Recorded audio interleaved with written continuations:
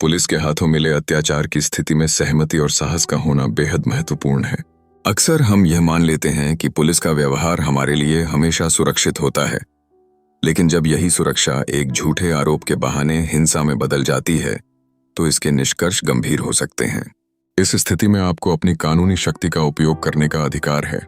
धारा 330 के तहत यदि पुलिस ने जानबूझकर आपको चोट पहुंचाई है, तो यह गंभीरता से लिया जा सकता है। इस मामले में संरक्षित दंड का उद्देश्य यह सुनिश्चित करना है कि आप नुकसान के बावजूद सही न्याय प्राप्त कर सकें। इसके अलावा धारा 341 और धारा 342 का प्रावधान आपको यह बताता है कि यदि आपको अवैध रूप से बंधक बनाया गया है या गलत तरीके से गिरफ्तार किया गया है, तो आप कानूनी कार्रवाई कर सकते हैं।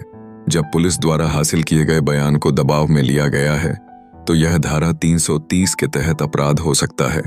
यहीं पर आपकी आवाज का महत्व बढ़ता है। इसके अतिरिक्त अगर पुलिस ने आपको या आपके परिवार को धमकाया है, तो धारा 506 के माध्यम से आप शिकायत दर्ज करवा सकते हैं।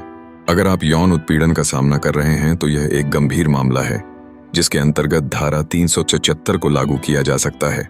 यदि पैसे की जबरन वसूली के लिए आपके साथ हिंसा का प्रयोग किया गया है, तो धारा 384 आपकी सहायता कर सकती है।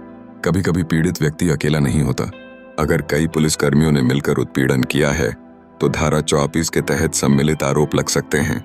इस प्रकार की कानूनी जानकारियां आपके मौलिक अधिकारों के प्रति जागरूक करने और आपको सुरक्षा देने में सहायक हो सकती हैं। निष्कर्षतः पुलिस उत्पीड़न की स्थिति न केवल मानसिक बल्कि शारीरिक भी हो सकती है, और आपके पास इसे चुनौती देने की शक्ति है।